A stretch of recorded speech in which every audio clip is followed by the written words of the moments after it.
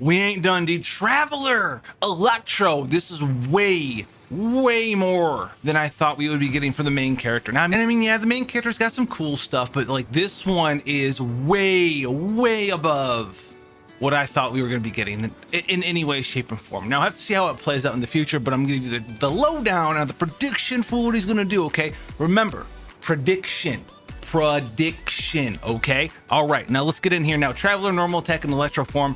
Not really doing a whole lot of different stuff. Still using that sword, or she, whoever it is that you picked, still into sword mode, doing the sword thing, pretending, you know, you like Link from Legend of Zelda or whoever the heck you want to be. So here's where it comes, and this is why I'm really kind of amped up for this character here. So the Traveler has this unique mechanic where they're going to be so focused around being like a good support for Electro. I know you already clicked off, but the way that they do it is the way that no one else has been able to do something like this before. Yeah, they still have their reactions, right?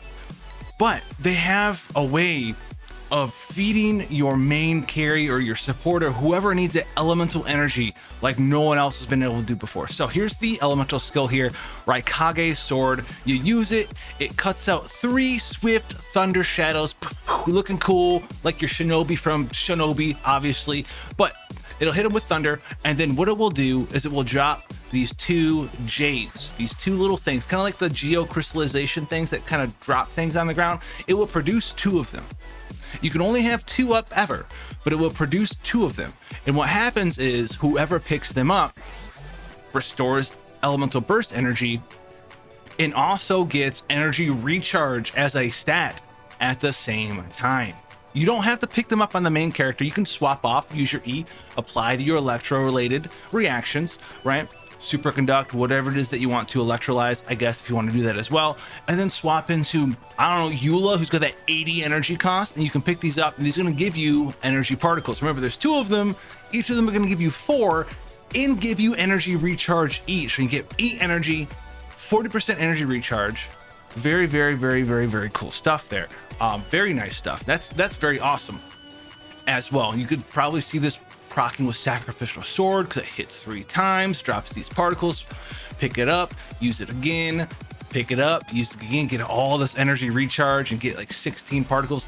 That is very cool. Now the other thing that they do, which is very awesome here, is thunderstorm, and it gets better because that's just the base version. Remember, we haven't touched on ascensions or constellations, and we get both of those because this is the main character. You get the constellations for free. You don't have to pull dupes here.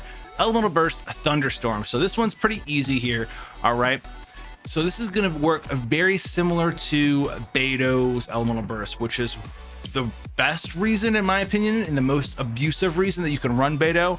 So what this does is it will put up a 12-second duration buff around your character. When your active character uses a normal attack or a charge attack, it will summon thunder from the sky to hit them. So this allows you to do cool stuff that we've used with Eula, and a lot of you guys have used Beto for the elemental burst for the same reason. And on top of that, here's the kicker. When this procs, which can proc every 0.5 seconds, whoever procs it gets energy. So not only does he give energy, or she, the main character, gives energy with the E, you're going to have this thing that just keeps proccing lightning, doing damage, regenerating energy, and has a 0.5 second cooldown.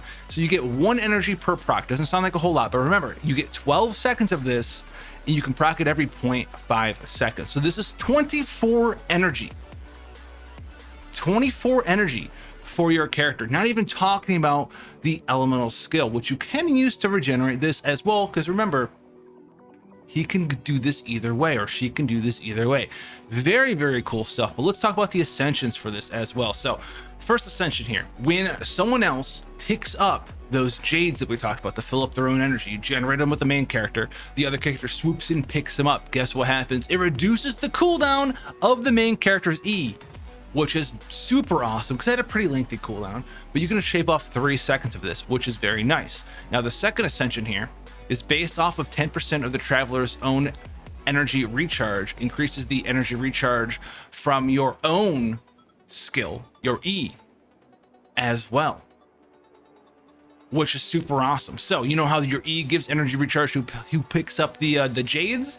If you build an energy recharge main character, it's going to buff up that energy recharge as well from the translations that we have right now, which are pretty tentative. But that is super awesome. Never have we had this. Is going to be like official, who can just actually turboficial without the turboficial bug, right? Just fill up energy recharge for your whole party, which is wild to me. But let's get into the constellations here. All right, so the first one here is a banger, I won't lie. So instead of making 2 jades, you make 3, which effectively gives you 50% more energy. Remember, they make 4 energy each. So before you would get 2 of them at 4 each, which is 8. Now you get 12 energy there. 1 E gives whoever you want 12 energy, not even talking about the energy recharge. So you get 12 energy there. The burst will also give you 24. That's 36 energy. That's like almost half of some of the most expensive elemental bursts in the game. That's amazing. All right. Now, the second one here, after your thunder, right, when you call thunder from the sky, you're going to reduce lightning resistance to the enemy by 15%, which can help out your sub DPS in the form of your main character to do more damage here.